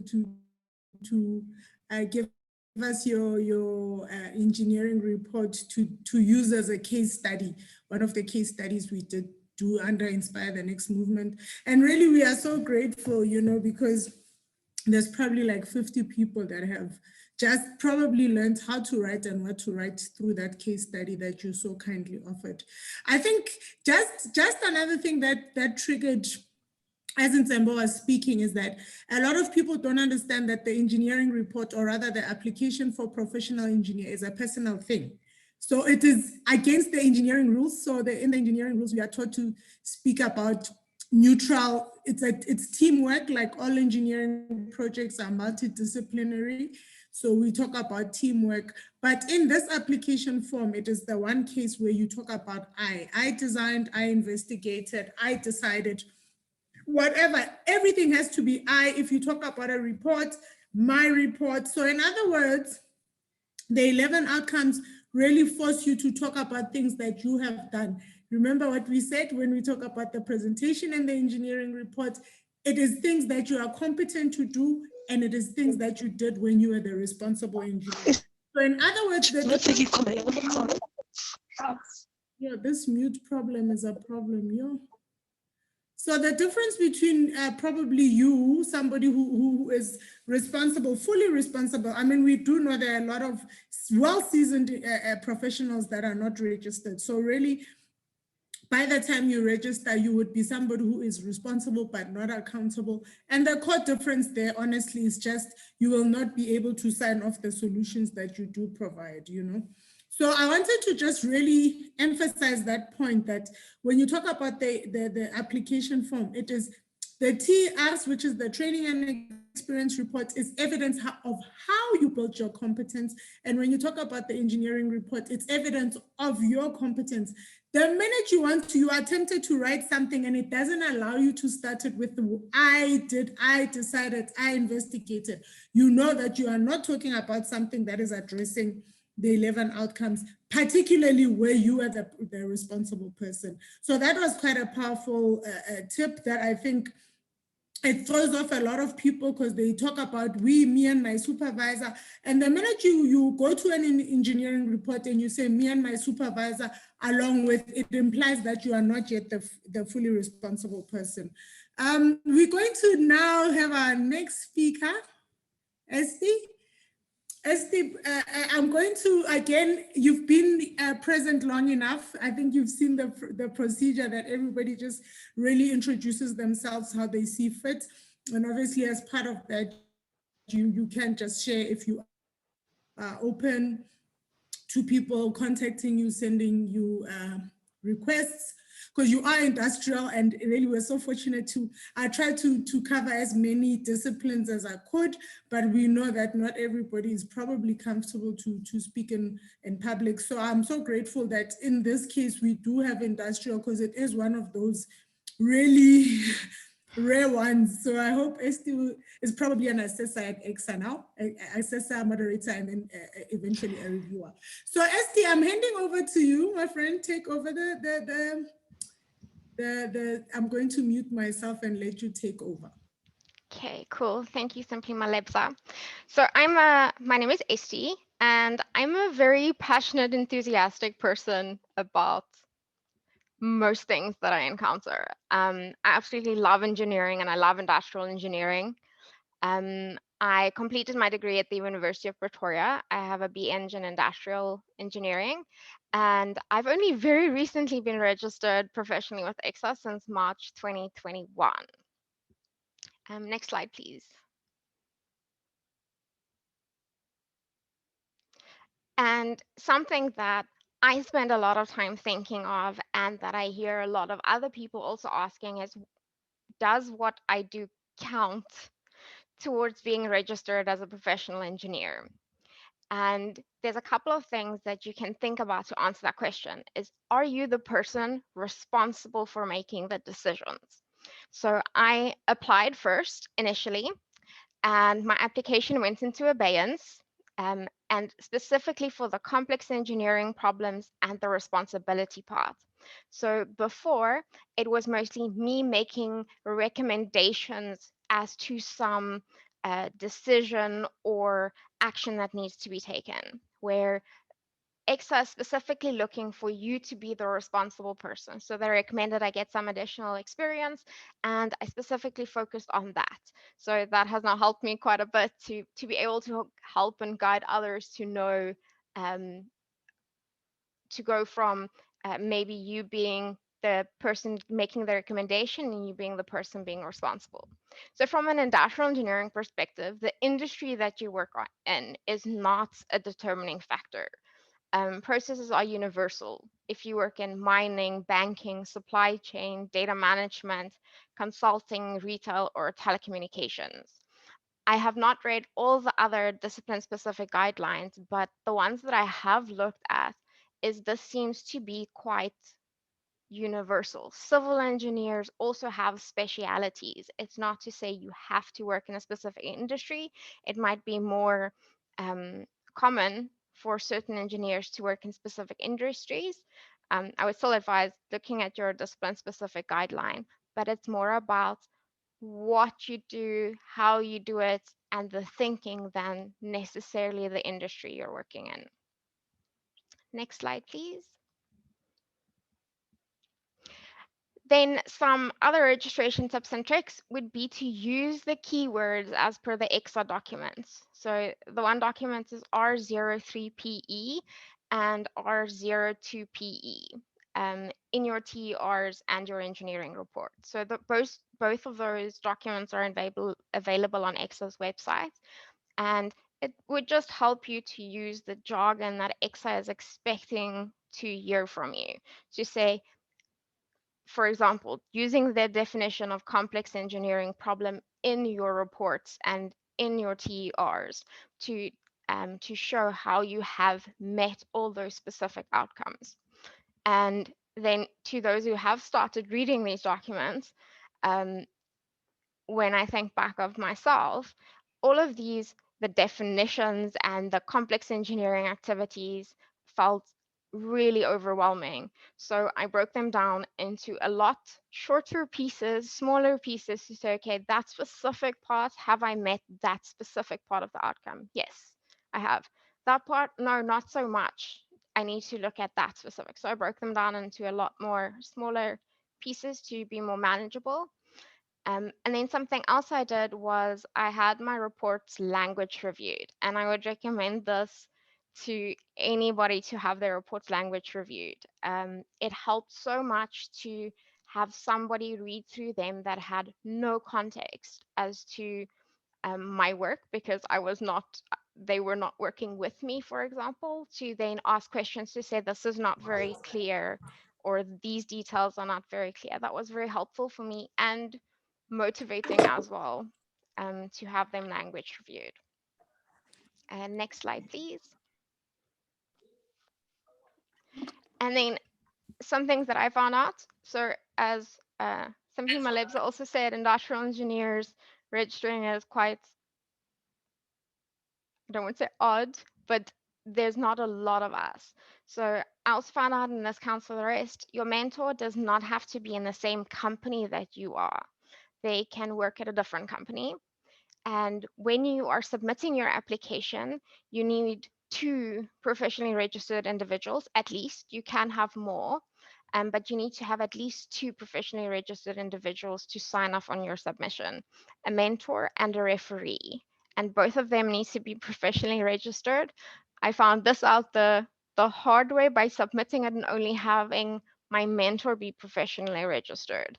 They at least notified me, didn't just decline my application, notified me to say, no, I need an additional referee, an additional registered person to fill in the referee report.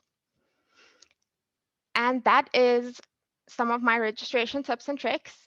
If you are an industrial engineer, or even any other engineer, but industrial engineering specific, reach out to me. I'll be very happy to chat to you on what you need to do, what needs to get done, and just have a conversation. Thank you, Simply Malebza. Over to you. So much, Esti. That is beautiful. You know, I must say, like, I really appreciate the fact that, you know, as per my movement, it says inspire the next. And I think one of the things that I'm really grateful for is, like, all these people who have been inspired or really helped by myself are helping others. You know, really, we need to pay it forward. Yes. As we can see, I mean, I think most of us might have probably heard about the engineering, identification of engineering work. And really what that is going to do is it's going to make engineering registration compulsory.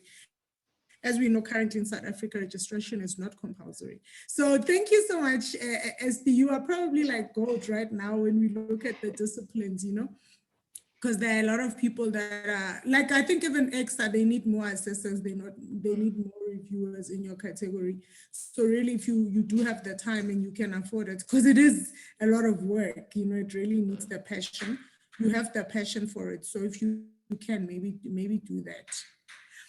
So then, thank you so much, Esti.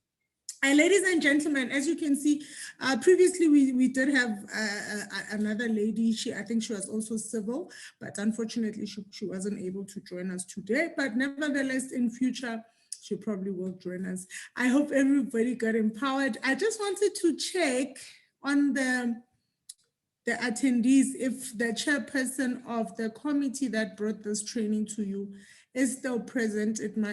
I would really appreciate it if John could do the closing for us. I just wanted to see if John is still present. Okay, yes, Lebo, I am still present.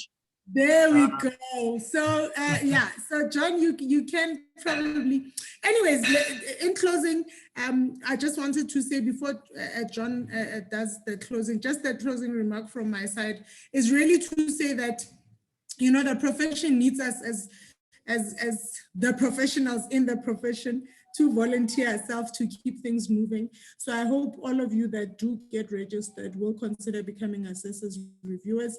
I know everybody who's currently in this meeting is obviously active in the VAs, and really well done to you. And then well done for really taking the time to empower yourself today, because really time is an investment. So well done to you. So now I'm going to hand over to John. John is the chairperson of the committee that did bring this. Okay, so now I'm trying to stop sharing. I don't know what's going on my side. Yeah, so I'm going to then hand over to John, because I can see in terms of time, we are not going to be able to do questions and answers, unfortunately. But I think this Zoom platform belongs to SAIEE, so I think they will be able to copy the questions that might be in the chat. So I want to just stop sharing now and ask John to take the floor. Like I already said, I think a lot of us who are electrical might probably already know John. Because I think even at EXA, there was a time that he was a mentor for candidates that are working for ESCOM. So John, the floor is yours, my leader, go for it. Thanks, Lebo. Thank you very much indeed. I'm not sure what's going on here, but okay, there we are. Maybe I can just show myself. I'd like to say on behalf of the SAIE and on behalf of the Mentorship Subcommittee, a very big thank you to Lebo for having arranged this. I think we have certainly gained a lot of information and insight into the tips and tricks related to registration. I'd also like to thank each and every one of the young people that have in fact contributed to this webinar. Thank you very much indeed for your presentations and for the time that you have given to enable this to take place. I was actually involved in the professional review that Lebo attended. I forget how many years ago, but nevertheless, it was successful. And so in fact, she has been registered for many years and has made a fantastic contribution to the work of EXA. I have served on EXA's council. I've served on many committees, and I've also recently served on EXA's education committee. I've undertaken many reviews of university degree qualifications over the years, and I've always seen it as part of my contribution to the engineering profession. The fact that we're now moving into a stage where EXA are going to require or enable professionally registered persons to be recognized in their specific fields of speciality, and that will become a requirement into the future, I think is a great move forward. The requirement in terms of the Act was initiated back in 1970 odd, when the Act was known as SACPE, South African Council for Professional Engineers, which then later became the first EXA Act and now the second EXA Act, number 46 of 2000. It has been a requirement in that Act over all those years, but the last time round it was promulgated. In fact, it was the Competitions Commission that would not support it. So I think that the move to actually enable this to become one of the requirements, I think is a great move forward. But I think that in all of that, what you've heard tonight from Jones in terms of the International Engineering Alliance and the recognition on an international basis, I think is very important, because it is one of the things that young people can aim towards and obviously get recognition for if they are in fact registered. So I'd like to encourage everybody who is in fact listening to this to ensure that they continue to improve themselves, they continue to gain experience, and they continue to contribute to the engineering profession. Because engineering fundamentally is the most important building block of society and society's move to improve itself. I am always distressed when I hear of failures that take place in the country related to engineering works. And in the majority of cases, it's because of the failure to do maintenance and to do things like predictive maintenance. Things don't last forever. they need to in fact be reviewed and to analyzed. And so it's important that as engineers and as engineering professionals, should I say, that we draw to the attention of the powers that be that maintenance is important and that it should not in fact be put on the side and left to another day. And specifically in areas such as civil engineering, electrical engineering, mechanical engineering, where in fact things fail, and they will fail, and they depend largely on the input from the engineering profession. So I'd like to call on all of you to in fact, firstly, undergo the training and work experience that's required, become registered, and then become an influence within the organizations that you work for. And especially if you are working for local authorities or public bodies, where it is vitally important that engineering starts to take a lead and starts to ensure that things happen that should happen, so that society is not left in the lurch and that people can improve themselves. So all these services that are provided are vitally important to society and to ensuring that South Africa ensures its rightful place in the world and is recognized in terms of what we do for our people and what we can manage and achieve through what engineers contribute to society at large. So I think that's just a few words from my side. I would once again like to thank Lebo and also the committee for all the work that's being done. It's been done by volunteers. We're all volunteers and we've all contributed to the profession over the years in one form or another. So I would like to encourage you to become members of your voluntary associations, to enable you to build networks and to contribute to the engineering profession. And with that, I'd like to say thank you to all. I'm not sure if Lebo would like to say something finally. Over to you, Lebo.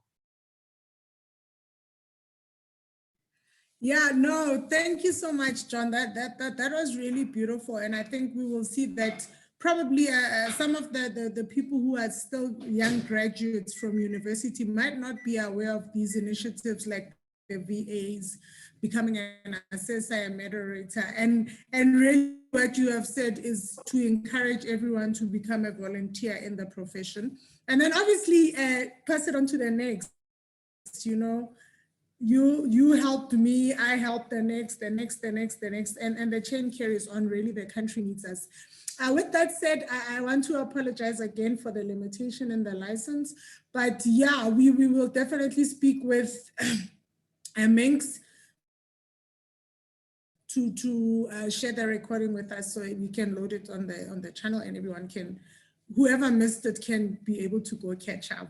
It was so awesome. And then in closing, I want to thank all the speakers. Everything was so beautiful. I always say, like in closing, just a joke that I always share with people is that, you know, even if you can have two engineers, same qualification, same experience, trained by the same people, when you do give them a problem, the solution would never be the same. And I think this webinar is evidence of that. Like everyone who has presented today's PRN, regardless of the discipline, we're talking about tips and tricks. And you saw how not two had the same things to say. I think that is the beauty about engineering. I think I encourage everyone to keep their uniqueness. And when you do the work, let the work speak for you. Even if you are not in the room, let them say, we know this must have been prepared by Simply My Lips. With that, I bid everyone a good night. Have a happy Thursday, ladies and gentlemen. Bye. Thank you to all and cheerio. Bye. Bye. Bye. Bye. Thank you. Bye. Good night. Bye. Thank you. Thank you. Thank you. Cheerio. Bye. Yes. Thank you so much, speakers. I love you guys so much. Okay.